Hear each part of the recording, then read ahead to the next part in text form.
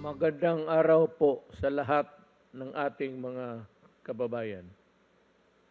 Thank you for joining us as we continue to bring you the latest updates concerning the government's pandemic response and shed light on the other equally important issues and concerns in our country today. The status of vaccinations.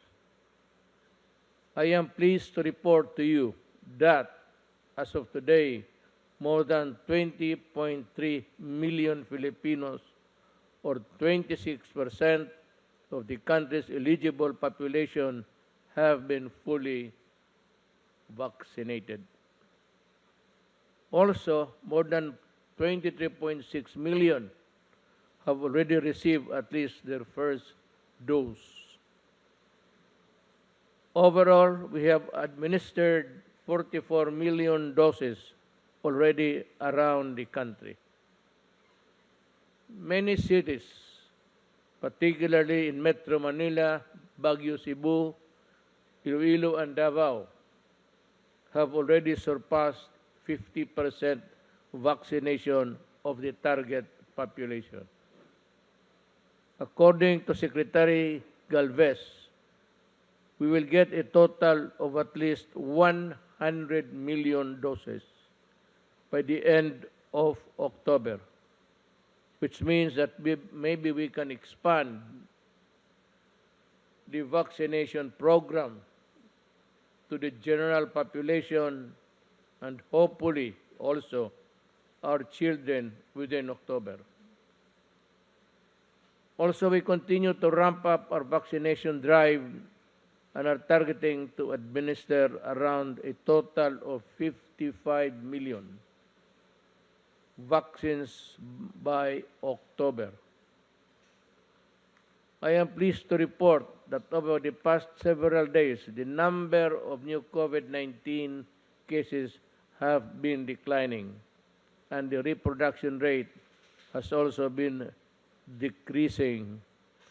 Well, maybe within the last 2 days, there was a light spike, but overall, over the entire country, it is decreasing. Now, how do I encourage everybody to vaccination? With these welcome developments in our COVID-19 numbers, I now encourage you, those who have yet to receive the vaccines, to get inoculated. Paulit-ulit kasi ito, we are almost pleading down on our knees. Parang nakaluhod na kami, nakikiusap sa taong bayan, yung mga taong ayaw o hindi pa nagpabakuna at nandyan naman ang available.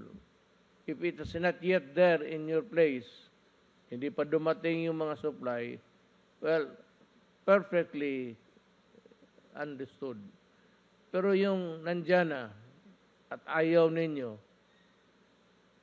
o talagang may pinag-isipan, I do not want to advance this theory, but under the police power of the state, everybody can be compelled to be vaccinated. Not because we do not believe in your theory or belief or your religion, but because you are a carrier and a danger to society. Yan ang problema dyan. It's between your belief, maybe, your religion.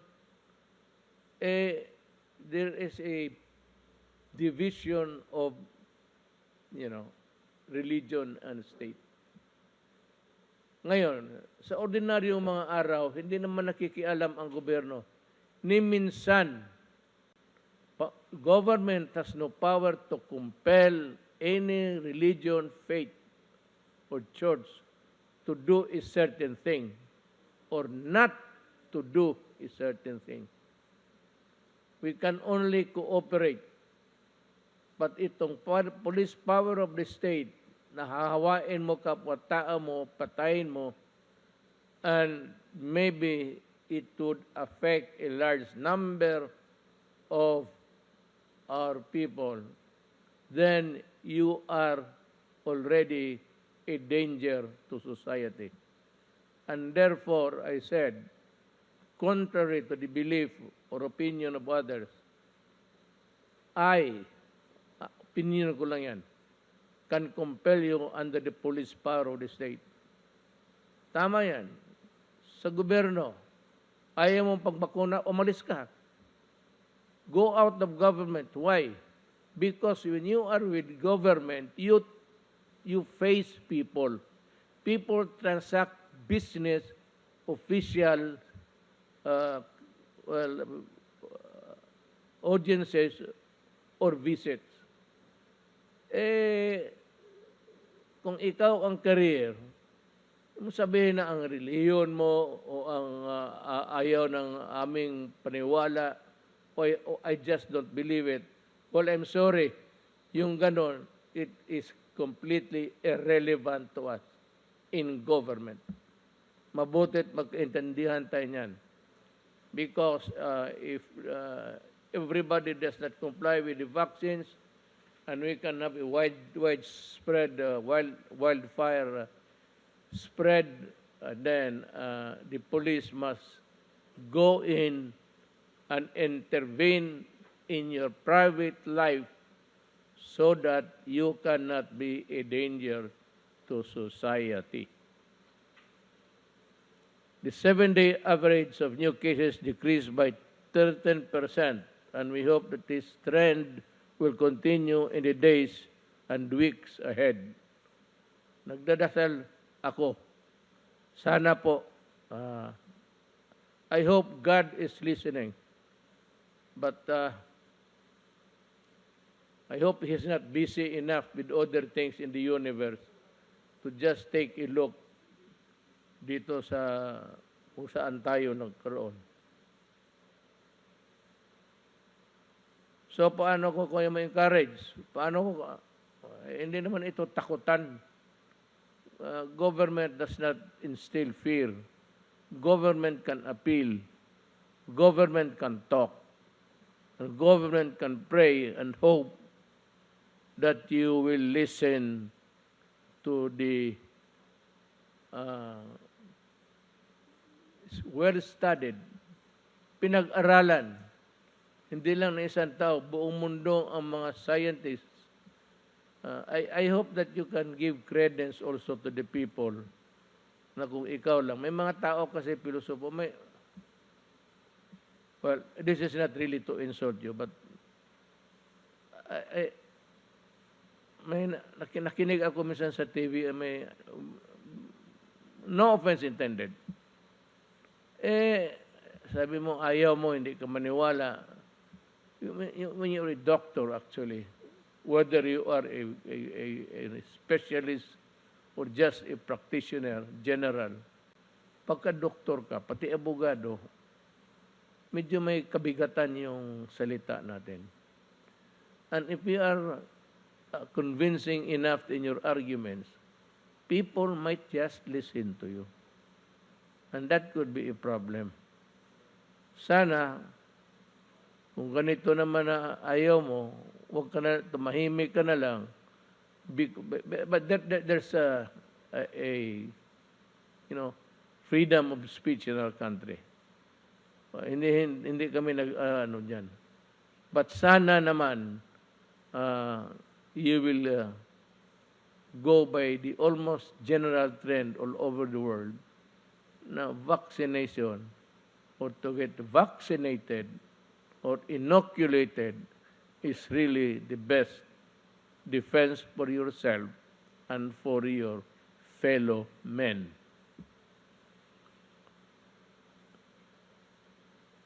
With these welcome developments in our COVID-19 numbers, and now encourage those who have yet to get their vaccines to get inoculated. In our best form of defense against the virus, along with the continued observance of health protocols and guidelines. Based on data gathered by the Philippine FDA, individuals who get infected with COVID-19 more than 14 days after the second dose were only 242 out of 13.8 million who have already been fully vaccinated with vaccine, which is 0.0017. Yung karamihan, well, pag na-hospital hindi walang vaccines, serious ka agad.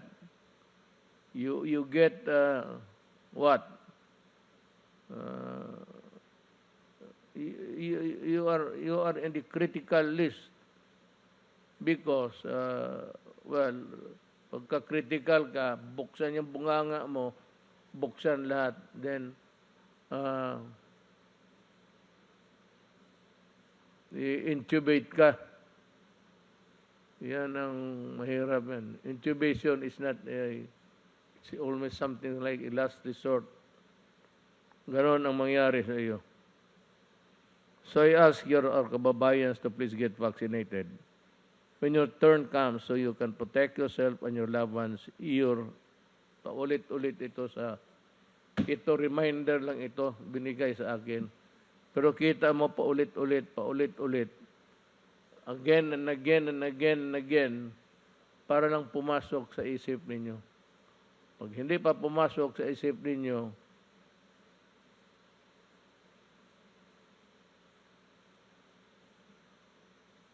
ito na naman, vaccination is also a step towards returning to normalcy so we can ease the restriction. Matagal pa tayo makabalik sa yung nakaraan, just before the pandemic. I think that it would not be, wala man tubig itong pislit ko.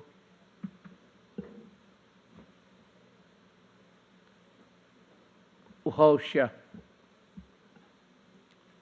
Where was I? We would not be able to return to the old norm.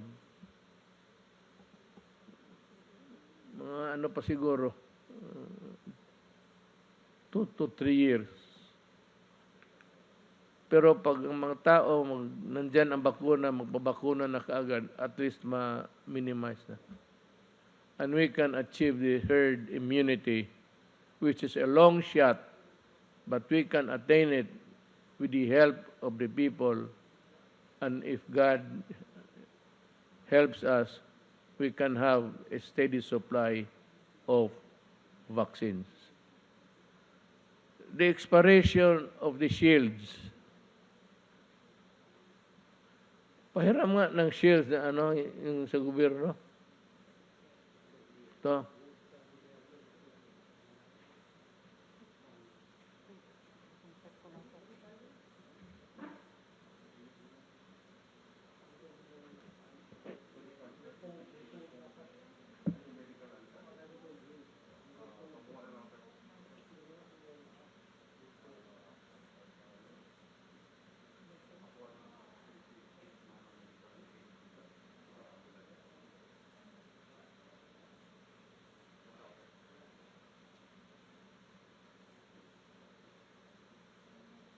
Alam mo, may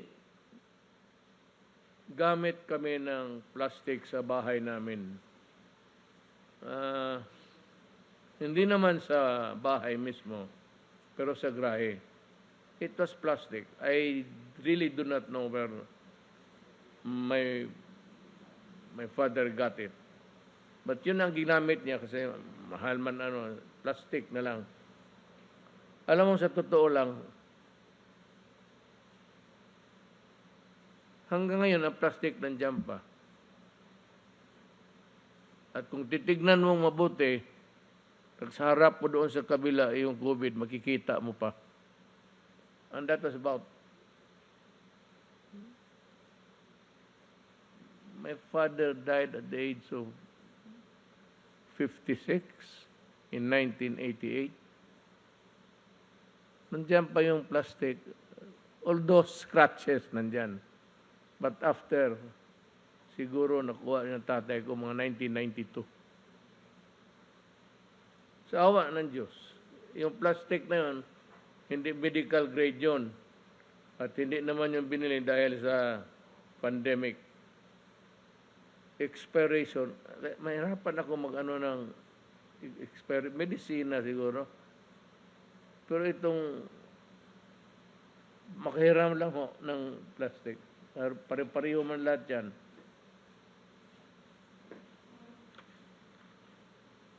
Paano ito mag-expire?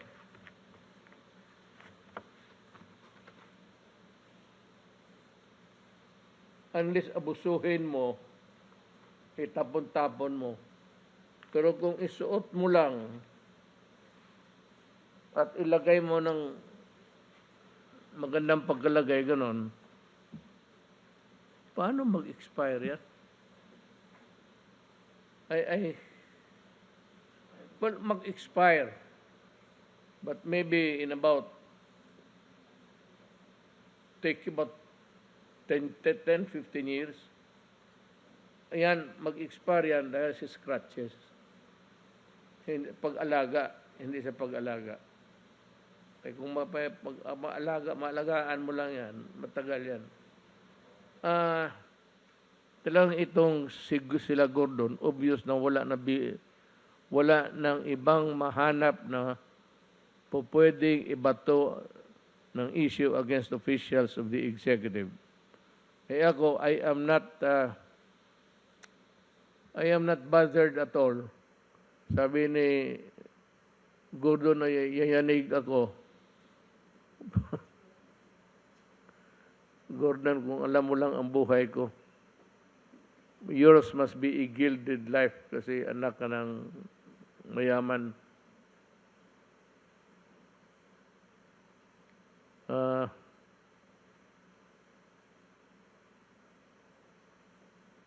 Nalilito na nga ang mga senador natin and they're trying their best to confuse everyone even with their witnesses. He cannot differentiate the quality if he allegedly tampered with the certificate of production or the certificate of expiration. Kasi kung mayroong production, there must be also an expiration date. Kagaya ng medisina. But it ain't that way sa plastic. Natotoo lang. Baka ang ginagamit, nagagamit pa si Gordon ng plastic?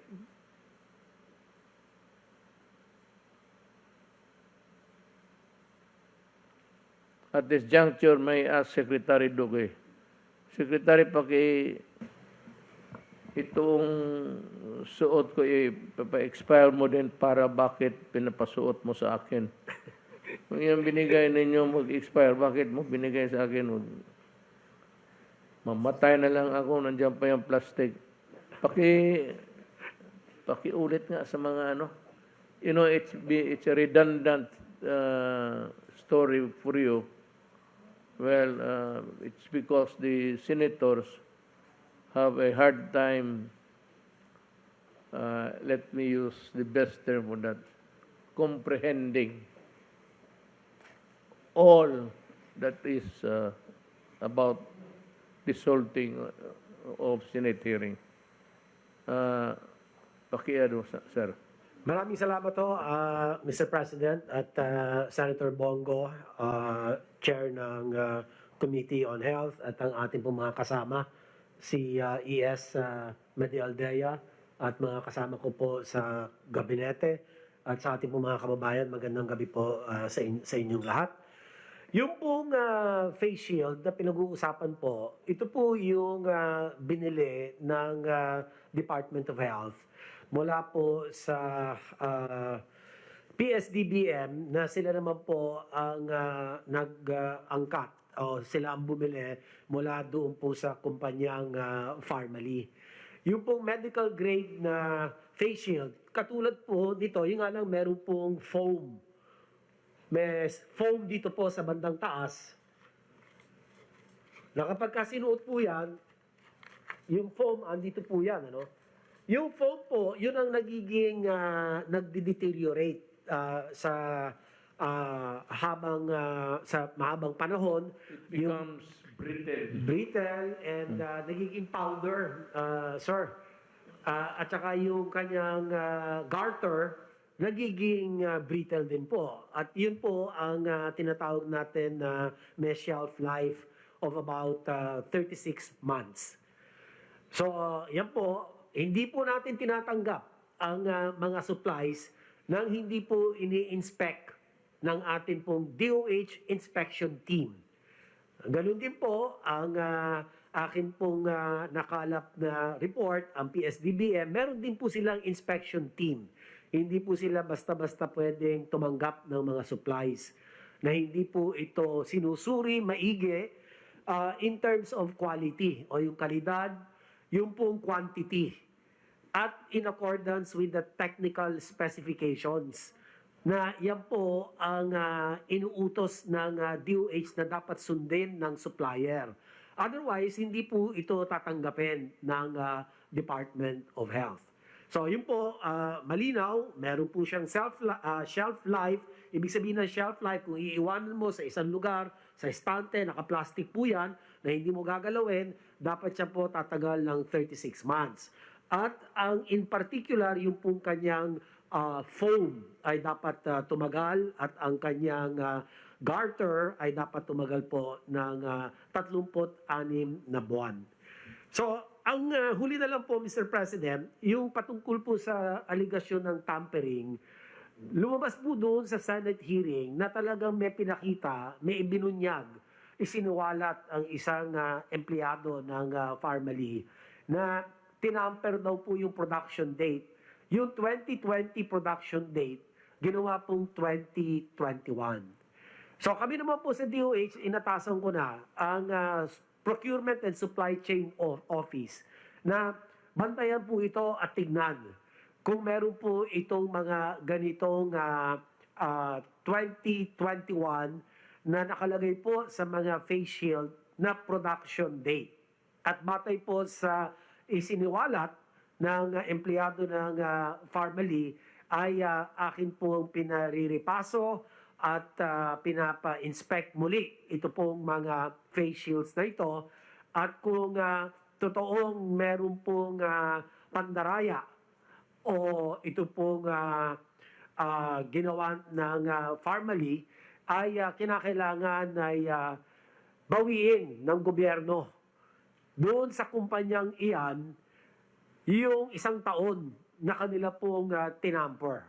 Kasi kung halimbawa 36 months, ano po, at tinamper yung production date from 2020 to 2021, so may 1 taon na daya. So kinakailangan yung 1 taon na yon magkaroon ng restitution sa gobyerno, yung halaga ng face shield, Mr. President. So, yan po ang masasabi ko sa ngayon at yan lang po, kung meron pong mga karagdagang katanungan, ay kami po ay sasagot po. Again, I would like to preface my statement with this, that there was, or there is, an existing national emergency. Yan ho ang hindi ninyo kalimutan. And I would like to reiterate that during the congressional hearing this morning, no less than the Government Procurement Policy Board explained that Bayanihan 1 is categorically exempted from the requirements set by the procurement law. Kayong gumawa ng batas na yan, kindly read Bayanihan 1 again.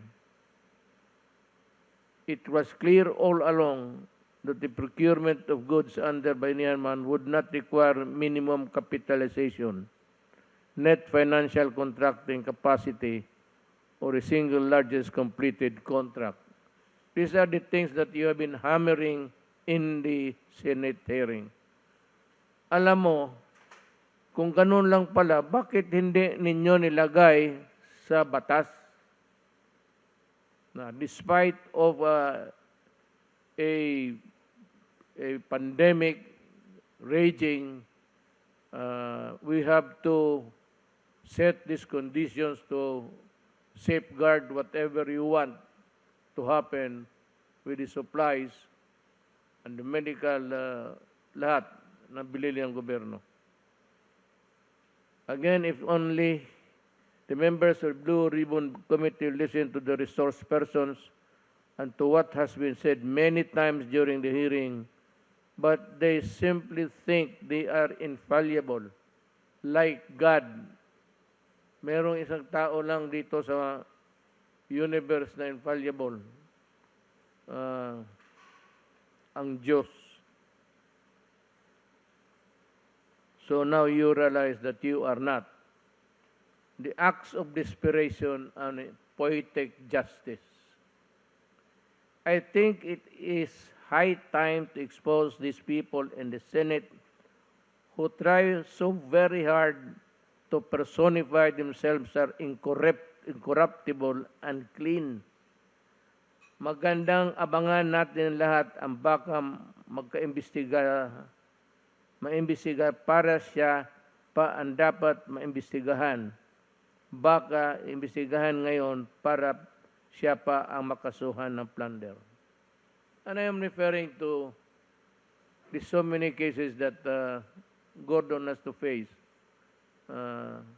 Maybe, I'm sure by this time, marami na nagsulat sa either ombudsman or, alam mo, ganito yan. Itong mga kaso mo, patay na ito. These cases were moribund. Alam mo, wala na, natutulog na ito yung ano mo dito sa yung Subic Bay na 146 million. Ang iyo doon is about 80 something, 83. Attributed to you. So, na-disallow yan. A new appeal, I think it has reached the Supreme Court and the COA was vindicated there. Ngayon, yung bayaran mo dapat, disallowance ang tawag niyan, kami sa mga gobyerno. Yan ang pagkaalam namin, pagkaalam ko, sa gobyerno man ako nagtatrabaho, ang disallowance is, ibalik mo yung pera na hindi sa iyo.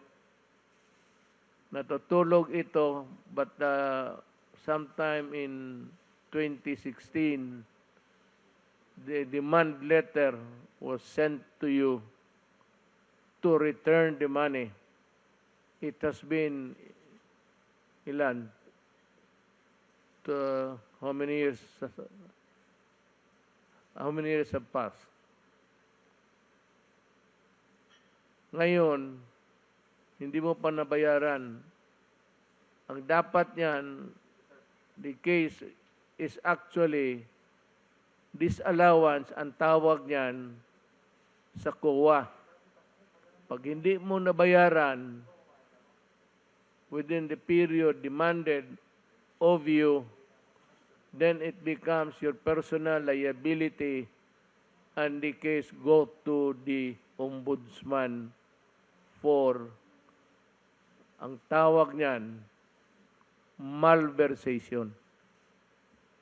You malverse the money. I mean, there could be other nomenclature of that word disallowance. But to me, pag nag-disallow, tapos napuntayan sa ombudsman, kasi doon talaga dapat mapuntayan, that is malversation to me, in my book. Sila pala ang perfect example if we discuss the difference between a red flag and observation and what has been fully audited and disallowed. Yung fully audited, yung sa na flag ka, pero itong sa pagka may mali, disallowance. Ulitin ko, it has been years since yung notice of disallowance issued by the COA over misuse of funds by the Subic Bay Metropolitan Authority during Gordon's time as chairman, which amounts to 140 pala.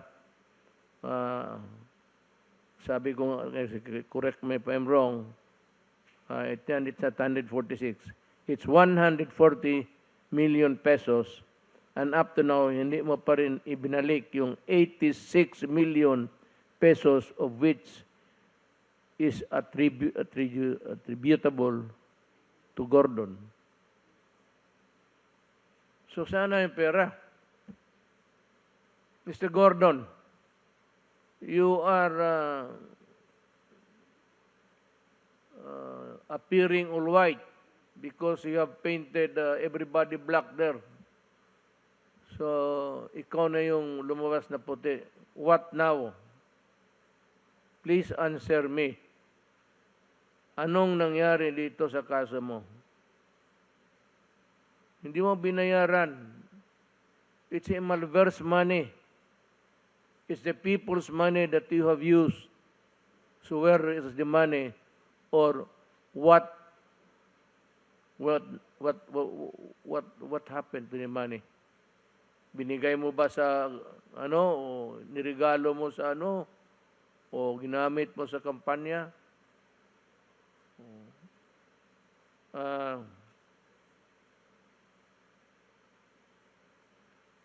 I am now asking the Solicitor General to formally ask COA to act on the disallowance and remind them of their constitutional duty to collect the 140 million pesos as stated in the demand letter of SBMA Chairperson and Administrator Isma, dated August of this year, which was sent via registered mail. And this has been duly sustained by the Supreme Court as final and executory. Yung demanda mo, inapila mo pala sa Korte yun, sa Korte Suprema. What happened was that natalo ka, and the verdict is final and executory na. So no appeal, no nothing, except for you to pay. That is the civil side of it. Yung binayarin, sa uli mo yung pera, that is your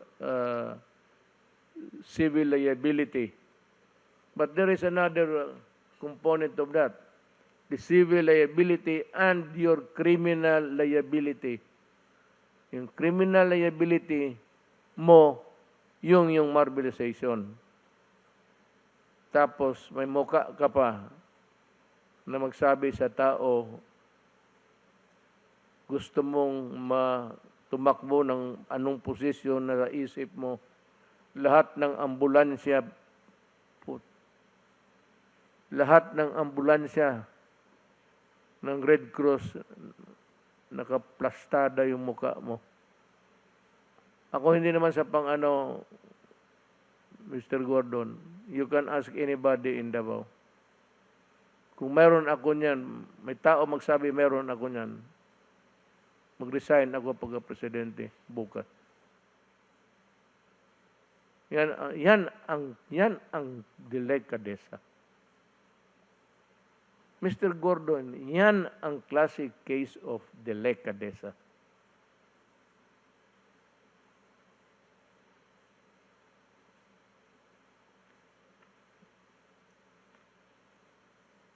On the matter of the testing kits, pinalabas na naman nila overpriced na naman. Hindi naman yan ang titigilan. Pero I know that you can answer this considering the situation, capacity.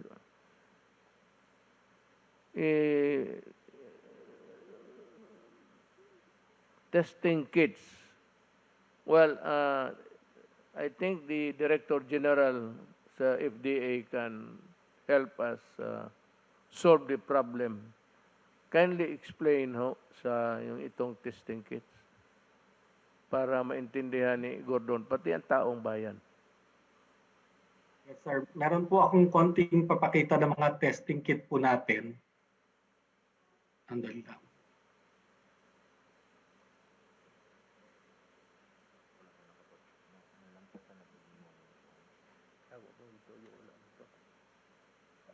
Yes, sir. Pina-check po natin yung mga testing kits natin, no, na mga nag-register sa FDA po starting noong March 2020. Yun po kasing una na nag-register. At ito po yung mga kits na mga pinaka-common na binibili po at ginagamit. Ito pong nucleic acid test ng Shanghai Gene Diagnostics. Yun pong shelf life talaga nila dahil nga mga bagong kits ito, 6 months lamang. Yun pong pangalawa, ito po ay galing din pong China, Beijing Applied Biologics, 6 months din po. At yung C-Gene na yung pinakauna po na Korean kit na na-approve sa atin, medyo mahaba-haba po, 8 months yung kanya pong shelf life. Kasi nga po, mga bagong diagnostic kits ito at bago po yung teknolohiya, kaya wala naman po silang experience ng matagal, kaya may ikli po talaga ang shelf life ng kits ng panahon na yon. Ito pong SD biosensor, ito na po yung pinakamahabang nakita namin, no? 12 months po yung kanyang shelf life. Pero yung pinakamadalas pong gamitan, itong Sansure, ito po nasa gitna. Karamihan po ng mga private labs, kahit po yung Philippine Red Cross, yan po ang ginagamit yung Sansure. At ang 6 months din po talaga ang shelf life ng kit na yan. At ito rin po, isa sa mga nabili rin po ng DOH, yung A-Star Fortitude. 6 months din po ang ano na yan, ang shelf life talaga ng kit na yan. Ito pong susunod naman po yung primer design, yung GeneSig, mga March din po yan na register, 6 months din. Ang medyo matagal po yung Gene Expert, pero yung Gene Expert, hindi po yan nagagamit sa iba't ibang mga machine, no? Very particular machine, at saka medyo mas ano po ito, mas lumang technology na ito na inadapt lamang to COVID. Pero kahit na ganun na medyo lumang technology na siya, 12 months din po yung kanyang shelf life. Ang pinakamahaba po dito na nakita rin natin, yung BGI po na madalas din pong gamitin, nabili rin po ng gobyerno yan. Talaga pong 6 months lang din po ang shelf life ng kit na yan. At yung Mirces po na Fortitude, ito October na po, ng bandang end of the year na po ito na-register with a shelf life of 12 months. So nung tinignan po namin talaga, mahigit halos 200 po yung in the end na-register ng mga test kits sa atin sa FDA from March to November ng 2020. Pero talaga pong lahat sila ang shelf life 6 to 12 months lamang. So wala po talagang mabibili na kit na 4 months ang mga shelf life, lalo na po nung start of the year. All testing kits were really made very quickly at developed very quickly, and ang shelf life po talaga ay 6 months lang. Kaya wala naman pong mabibili talaga ang DOH na abado ng shelf life. Yan lang po, Mr. President. Thank you.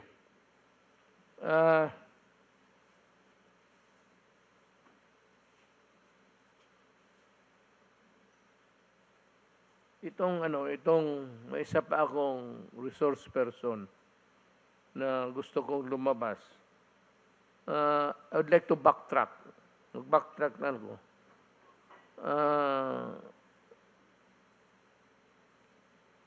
Yung sabi ng financial contracting capacity or the single largest completed contract. Hindi nasabi sa bayanihan yan. Again, the members of the Ribbon Committee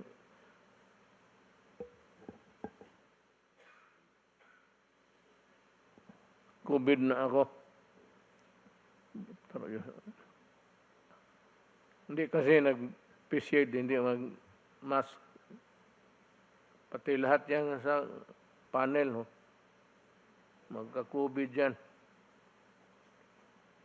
Just to drive home the point. Kasi yung witness nila, nawala, yung nawala, yung auditor, nag-testify, testigos yun ni Gordon. Siya ata yung kanyang initiative to invite as a resource person yung isang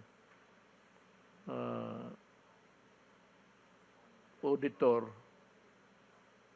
Pero witness niya, when he was asked sa lower house in a hearing of the same subject matter, kung nandyan yung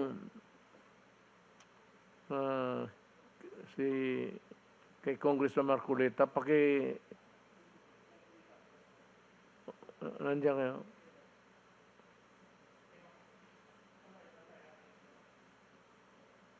Yung hearing doon, oo. Alam mo ba yung Bayanihan 1, Mr. Abrea? Yes, Mr. Chair. Kung ba sa Bayanihan 1, nire-require na kailangan yung supplier, tanungin mo kung saan nanggaling ang kanyang pera?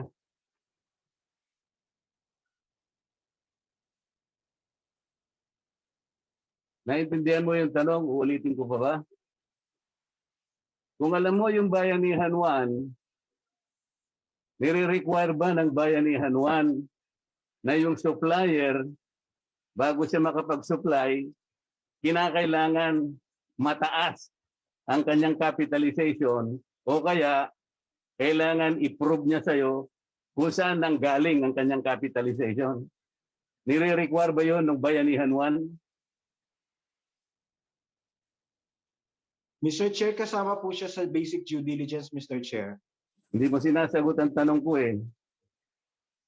Kung alam mo yung Bayanihan 1, dapat alam mo na walang nire-require doon kung anong minimum capitalization.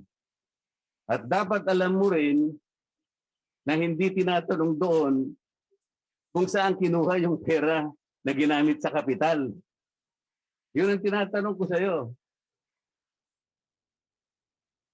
Paano mo ngayon sasabihin na due diligence?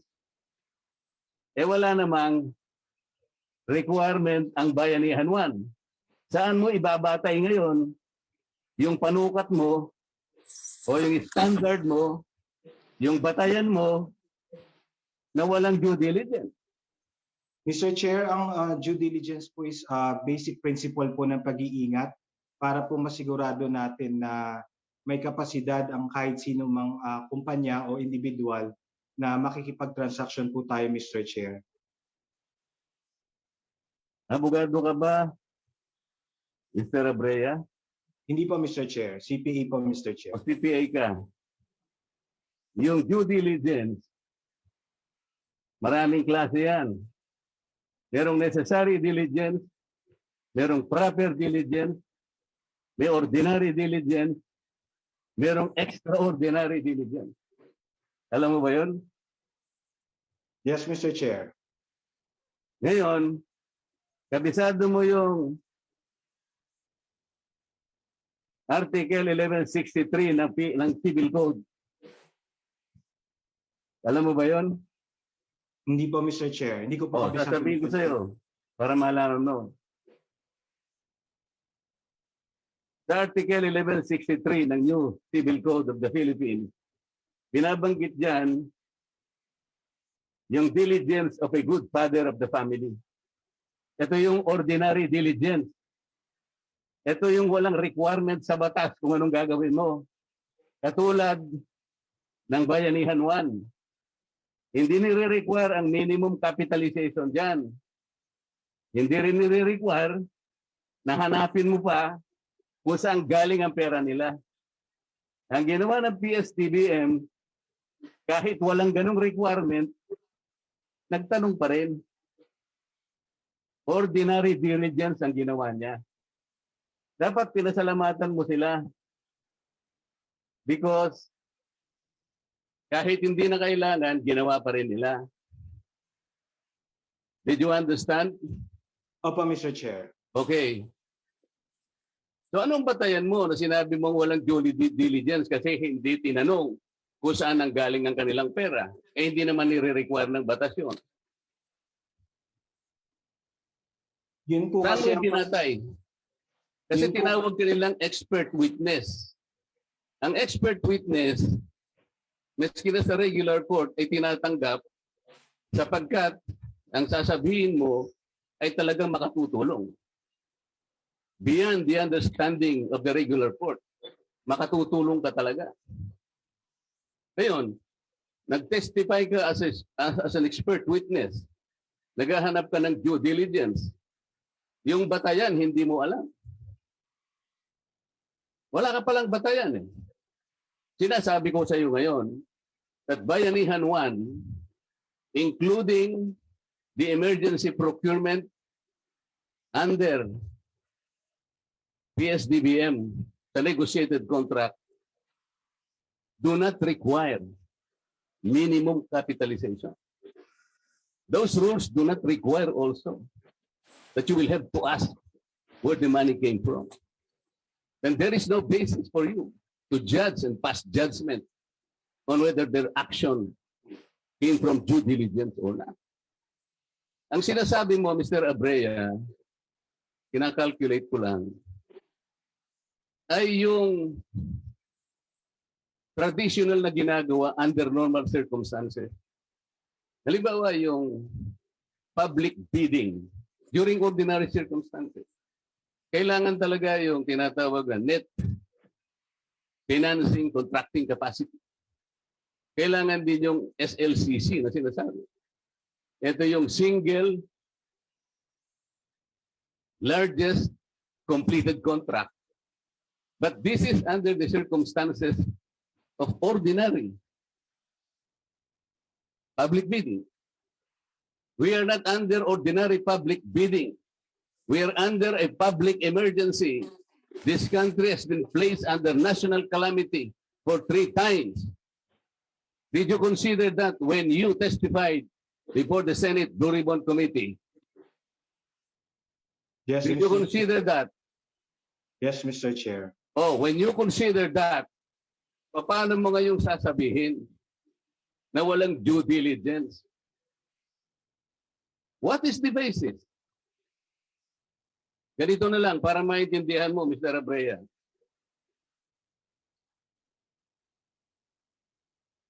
May kaanak ka na may sakit. Palagay na nating medyo delikado ang kanyang kalagayan. Sabi ng doktor sa'yo, Mr. Abrea, gumawa ka na ng paraan. Kailangan mahanap mo itong gamot na ito. Magmadali kayo, oras ang kalaban natin. Inaasahan ko, Mr. Abrea, pupunta ka sa mga pharmaceuticals, sa butika, kung ano man, para mahanap mo yung gamot na sinasabi ng doktor. Tama ba ako? Yes, Mr. Chair. Okay.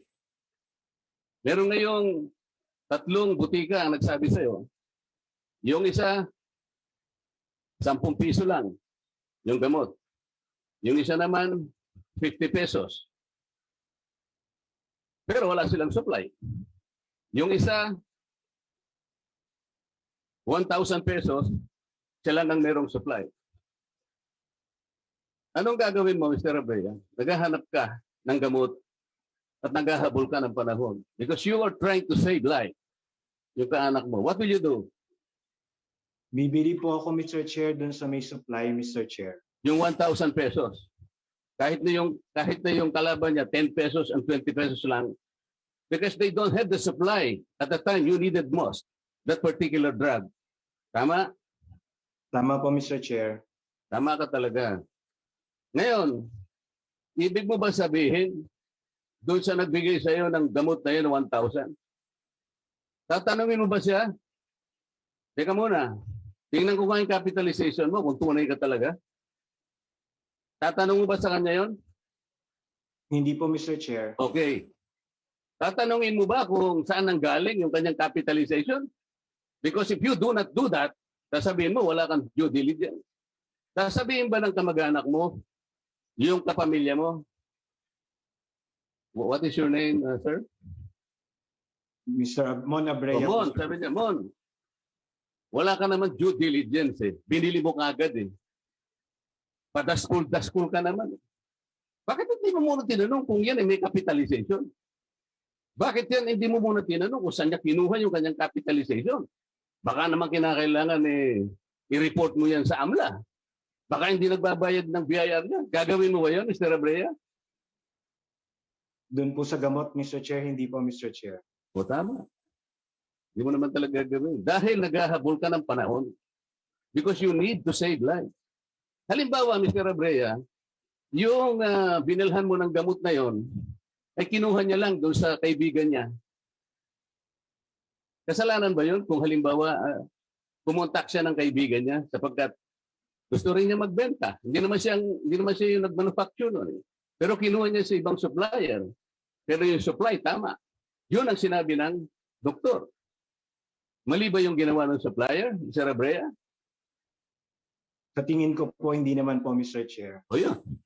Ngayon ko lang tumama, Mr. Abrea. Ang sinasabi natin dito,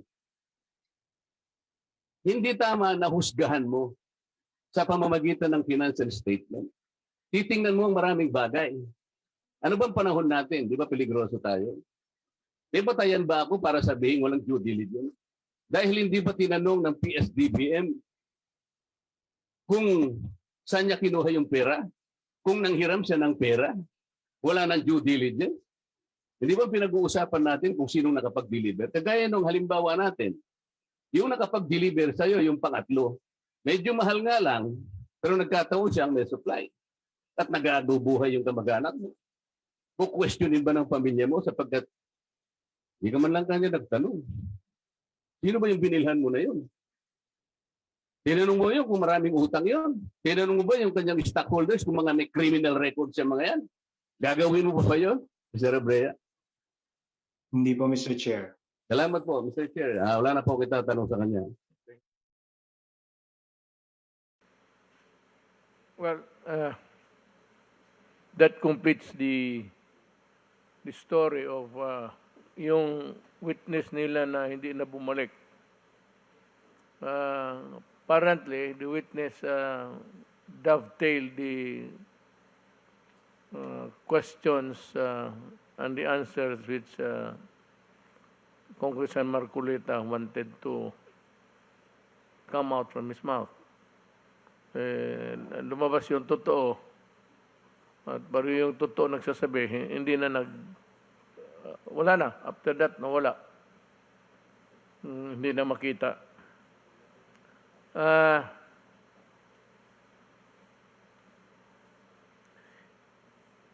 Sir, tanongin na si Secretary Duque. Yung investigation ba ng PRC, yung false negative, false positive nila, may resulta ba? Kasi hindi natin malaman ilan sa nagpa-swab test sa Red Cross na naging false positive. So that we can approximate how many eventually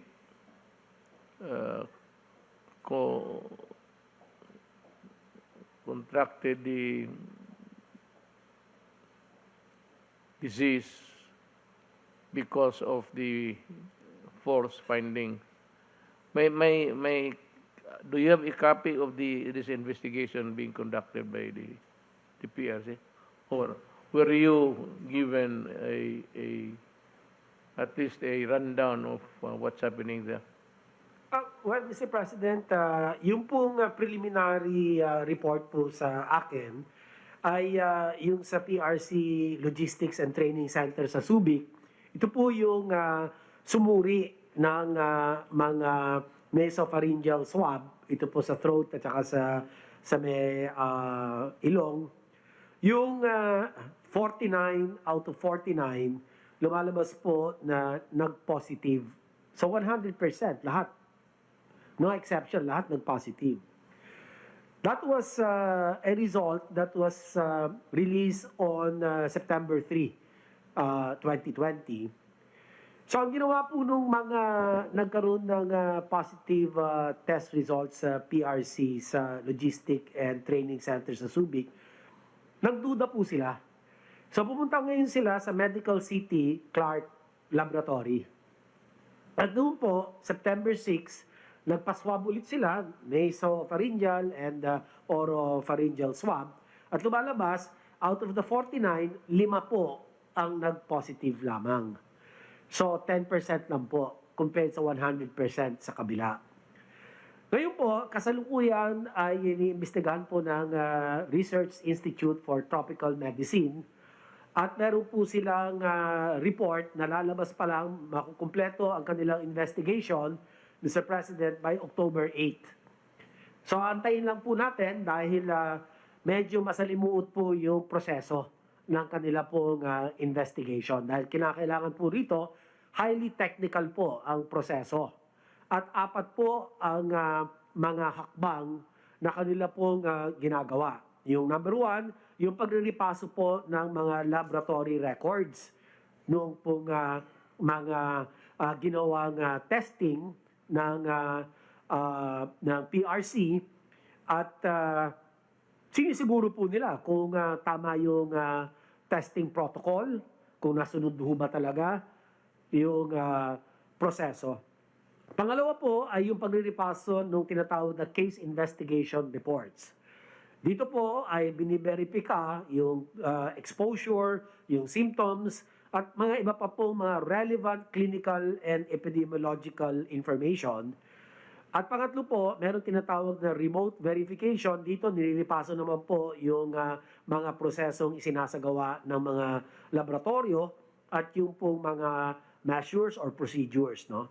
At pang-apat po, pinakahuli yung troubleshooting proficiency test panel to all concerned laboratories. Dito po, bine-verify yung pong kakayanan ng mga laboratorio na talagang tama ang kanila pong pagtukoy nung presensya ng tinatawag na SARS-CoV-2 viral RNA at titignan po nila ng talagang masusing pamamaraan yung detection system na ginagamit po nung laboratory. Dalawa po kasing laboratory pinag-uusapan natin dito, yung PRC po, na kung saan lumabas 100% ng positive yung mga healthcare workers, at yung isa po sa the Medical City Clark, yun din po ay tinitignan ng RITM. So Mr. President, yan lang po ang aking masasabi sa ngayon. Kinakailangan po by October 8, lalabas po ang resulta ng investigation at akin pong ibabahagi sa inyo. Salamat po. Salamat, Secretary Duque. It is good that there is an independent investigating agency para, well, if there's nothing wrong,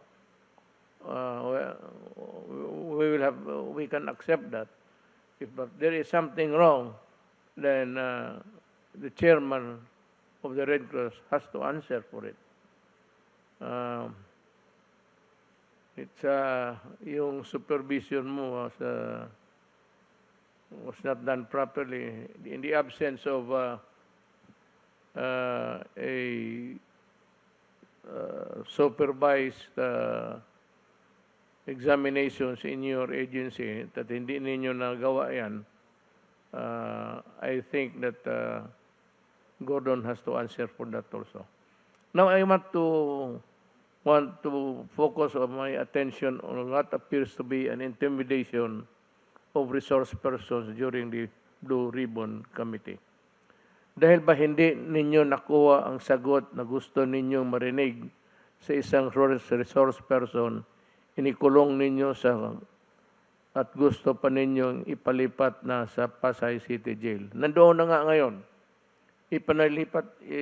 You really had him transferred in the Pasay City Jail. Now, let me just shoot the breeze with you, the senators. Kaya ba kayo nag-iimbestiga to find out the truth? So because if the truth is already there with you, what's the use of looking for an answer in an investigation? Magtatanong kayo. Kung ayaw ninyo yung sagot, magagalit kayo. Tapos you threaten, we will cite you in contempt. And we can detain you forever. Is that how a civilized Congress works? Takutan ba ito? Kaya nag-iimbestiga ka kasi gusto mong malaman na yung sagot ng tao hindi sang-ayon sa alam mo na ang totoo. Then do not blame him because that is his truth. You just cannot assume altogether that he is lying. That would be a cockeyed view of what a hearing should be. Kaya ka nag-imbestiga, kumukuha ka ng sagot. Bakit ka makipagdebate at ang sabihin mo nagsisinungaling siya? So therefore, may sariling answer ka na. You have already in yourself the answer because every time the resource person answers and it does not fit the thing or the solution in your mind, you threaten them and actually you did actually detain them in the Pasay City Jail. So kung may alam ka na, bakit ka makipag-away? Bakit mo pa ipakulong isang tao na alam mo na pala ang sagot? Bakit ka pa mag-imbestiga? If you are trying to ferret out the truth, you wait until everybody has testified. So dyan mo na makuha ang the whole picture kung ano talaga ang nangyari. You do not do it by a piecemeal hearing. And every time you ask a question and you have a preconceived notion of what is the correct answer, you get mad and threaten them with imprisonment. Akala ko ba ayaw ng mga taong Pilipinas ng martial law? Tignan mo yung ginagawa ng Senado ngayon. It is just more than a martial law. Moti pa martial law, dali ka pa doon sa korte ng military, or at least it's a court before you were held before a military or a civilian as they wanted it to be at that time. But at least there is a court hearing and the person accused is afforded the right to be heard. Yan ang importante dyan. So, ang human rights, gusto kong marinig kung ano ninyong sinasabi. The Constitution really provides that no person shall be deprived of life, liberty, or property without due process of law. Is there a due process of law if you already have the preconceived answer, and if it does not dovetail your frame of mind, you send him to jail.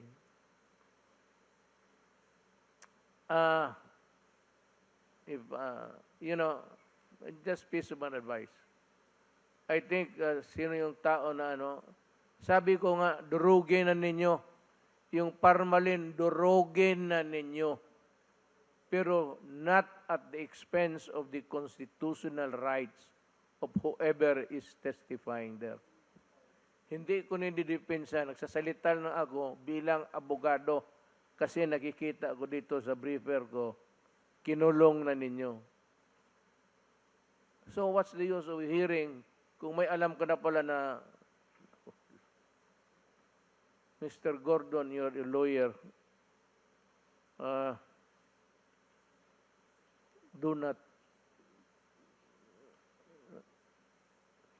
try to be a lawyer and not a despot. You are not the king of Congress. Please do it for the sake of you, your, your family, and for the country. So, bago ako magtapos, marami na akong nadaldal. Yung wala na yung face shield. Ito yon. Ito yung face shield ng gobyerno. Ito yung nag-deteriorate. Foam lang to eh. And of course, yung garter. Pero the garter has many, over time, maging maluwang yan. So you transfer there's a button there. Ilipat mo naman dito para higpit uli. Over time, pag maubos itong butas, isang butas na lang naiwan, bumili ka na lang ng garter, talian mo lang at iganon mo sa likod mo, tapos, ito lang ang deteriorate. Because, as I said, this is brittle. Yan ang misteryo ng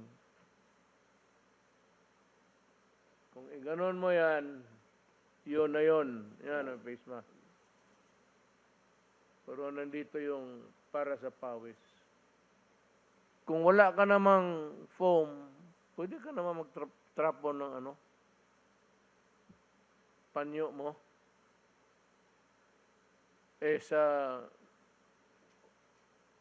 Nakita ko sa sine sa operating room, ang pahid ng pawis ng surgeon yung nagtatrabaho, yung nurse.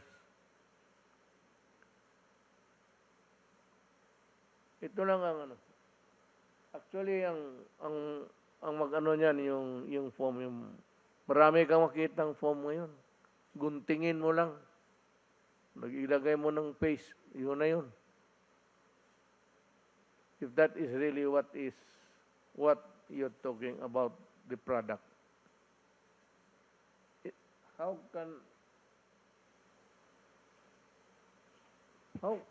can this thing deteriorate?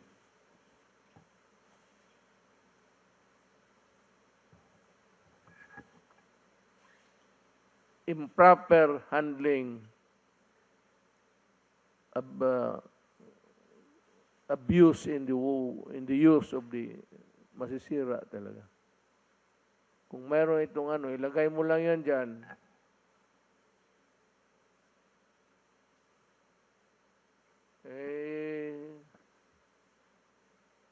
Mask, hugas at iwas. Iwas ng wag lumapit.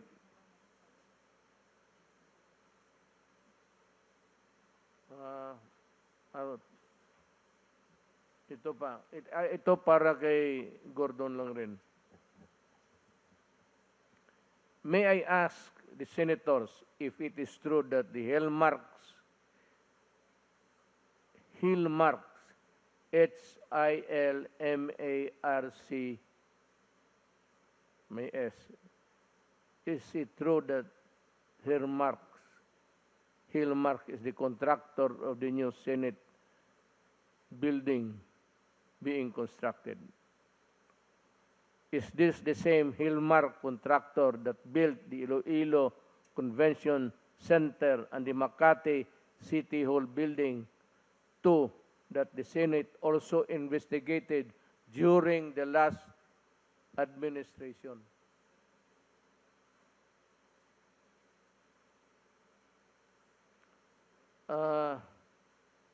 Gusto ko rin malaman na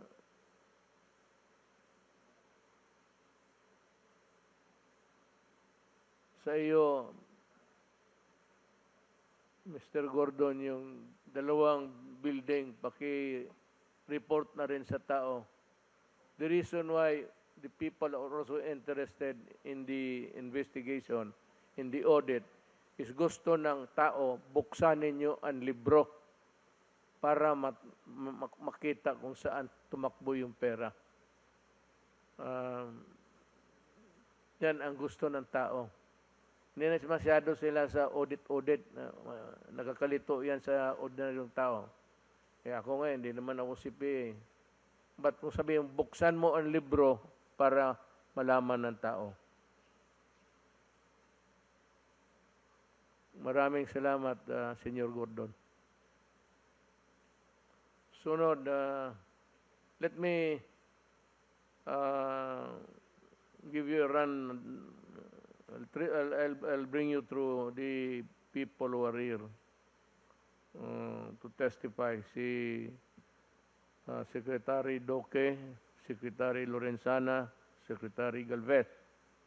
Then we have Secretary Roque, we have Secretary Nograles, we have Chairman Abalos, Secretary Panelo, then tapos na, nag-testify na si Domingo, Secretary.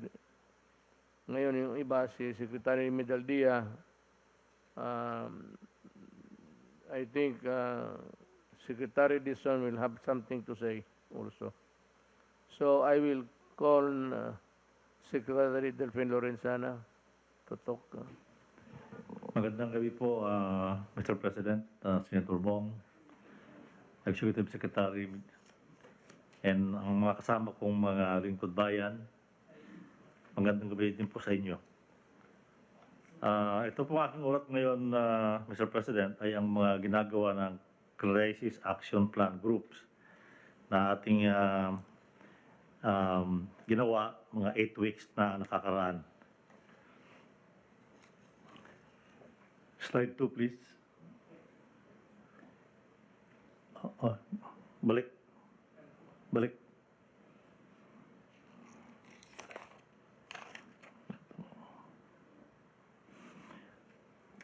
Ang community subcluster, Mr. President, back pa? Ulit? One more?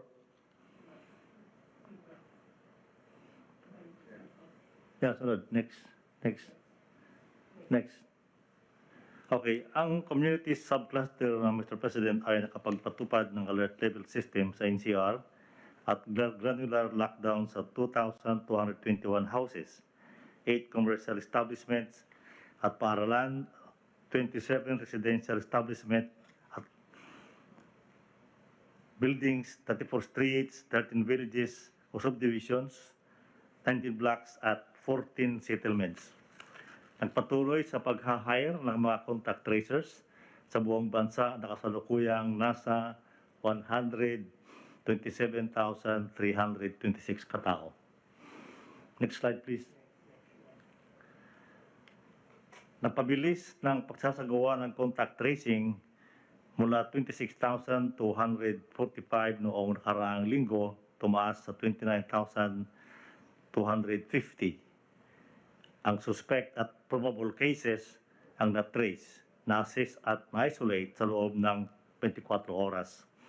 Samantala, 16,908 naman ang confirmed cases na agarang na-trace at na-isolate para sa kabuuang bilang na 132,358. Napahusay ng ating testing capacity kung saan mula 19,382, 19,382,245 nakaraang linggo ay tumaas sa 19,532,532,516 ang kabuuang bilang ng mga individual na na-test mula noong nakaraang taon. Next slide please. Nakapagdagdag ng mga COVID-19 dedicated beds para tugunan ang patuloy na pagdami ng mga COVID-19 cases. Sa kasalukuyan, meron ng mahigit na 150,000 na kama para sa mga pasyente sa 9,106 pasilidad sa buong bansa. Mula 34% noong nakaraang linggo, bumaba ang occupancy rate sa 32.78%. Nakapagtatag ng COVID Task Force sa 81 provinces, 146 cities at 1,484 municipalities. Nakapagtatag ng isolation units sa 81 provinces, 144 cities at 1,451 municipalities. Nakapag-organisa ng mga health information centers sa 78 probinsya, 144 na syudad at 1,463 munisipalidad. Next slide, please. At mahigpit na pinatupad ang minimum public health standards. Sa kabila nito, nakakalungkot na may karagdagang 262,391 na kaso ng paglabag sa linggong ito para sa kabuuang bilang na 2,350,438. 114,247 naman ang mga naharang sa checkpoints para sa kabuuang bilang na 142,991, habang 1,379 ang unauthorized persons outside residence o UPORs para sa 18,136 kabuuang bilang nito. Nagpalabas din ang DSWD ng Memorandum Circular No. 11 ukol sa guidelines on the provision of family food packs in support of affected families due to declaration of granular lockdowns bilang pagkahanda sakaling palawigin pa ang pagdeklara ng granular lockdown. Next slide, please. Ilang magandang balita naman, Mr. President, mula sa ating health facility subclusters. Bumaba ang ating healthcare utilization rate mula sa 71% noong nakaraang linggo sa 68% ngayong linggo. 1% ang naibaba sa ICU beds at 3% naman sa ward beds, subalit tumaas ng 1% ang mga nagamit na isolated beds. Nakapagdagdag ng mga licensed hospital beds sa nakalaan para sa COVID-19 mula 38.5% sa 30.57% o napakaliit lang po, 0.07% ngayong linggo increase. Mula 4,349 naging 4,426 ang bilang ng ICU beds. Samantalang mula 21,000 tumaas sa 21,208 ang bilang ng isolation beds at mula naman sa 15,814 ay 16,000 na ngayon ang ward beds. Next slide, please.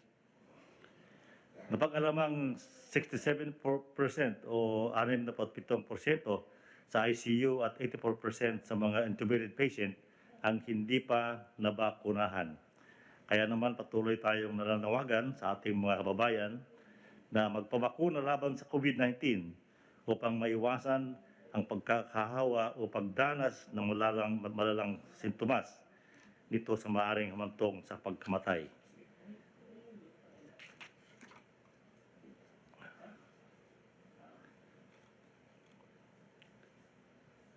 Next slide, please.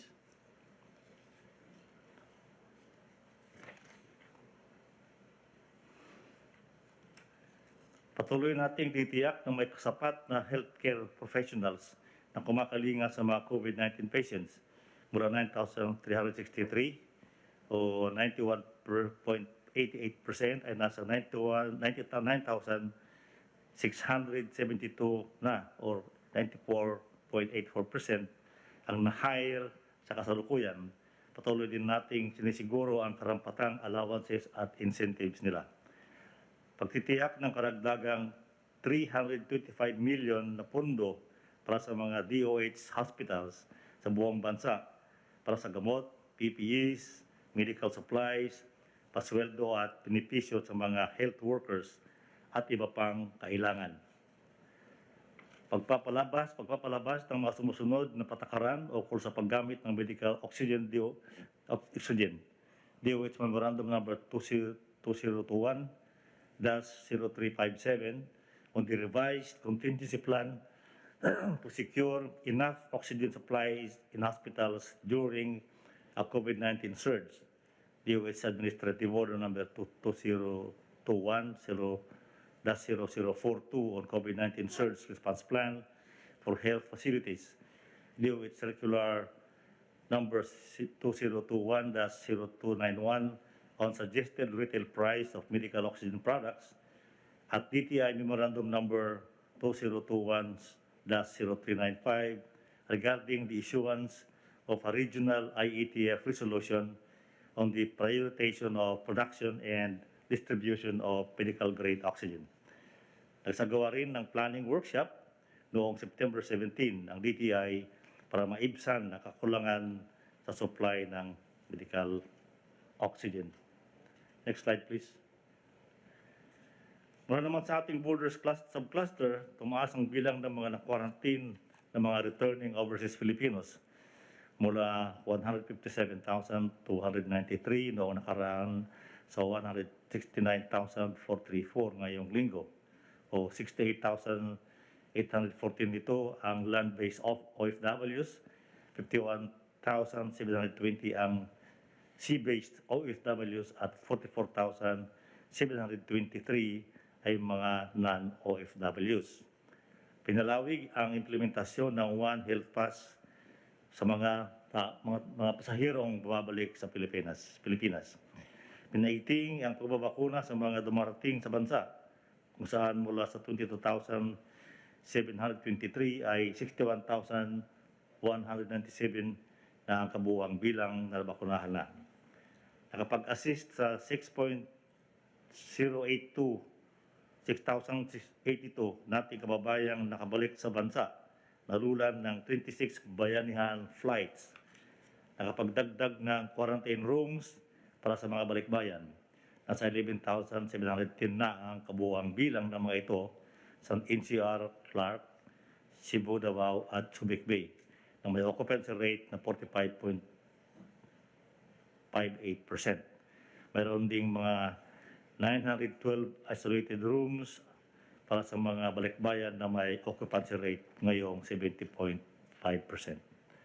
Tayo ay nakatulong sa mga 12,458 seafarers. Nagpalawig sa balik probinsya at uwian na program kung saan 377,696 ang natulungang makauwi sa kanilang probinsya sa pamamagitan ng mga flights sa NAIA. Samantala, mula 301,664 ay tumaas naman sa 303,883 ang naisakay ng libre sa bus sa PITX. Nagtalaga ng mga pulis, OWA house parents at PCG marshals para bantayan ang mga quarantine facilities sa mga NCR para sa returning overseas Filipinos, at nagpaigting ng pagbabantay sa ating mga international borders kasama ang katimugang bahagi ng bansa o yung mga lugar dyan sa may pagitan ng Sabah at Pilipinas. Last slide, please. Ang pagbabakuna naman po ng AFP ay meron na tayong nabakunahan na 97,411 o 68% ng kabuuang bilang ng mga sundalong fully vaccinated laban sa COVID-19. Ang huli ko pong ulat, Mr. President, ay yung utos na mag-deploy tayo ng mga medical doctors at nurses sa mga hospital dito sa Manila. Meron na po tayong naipadalang dalawa noong nakaraang linggo, pero ngayon po ay nakapag-ipon na naman yung Surgeon General ng 5 doctors at saka 20 nurses na pwedeng i-deploy sa mga hospital sa Manila. Ang Surgeon General po, Mr. President, ay nakikipag-ugnayan na sa DOH para malaman nila kung saan i-deploy ito, sila na pong bahala. At saka gagawa pa po ng memorandum of agreement between the AFP Surgeon General at ang DOH. Yun po ang ulat ko ngayong gabi, Mr. President. Salamat po. Thank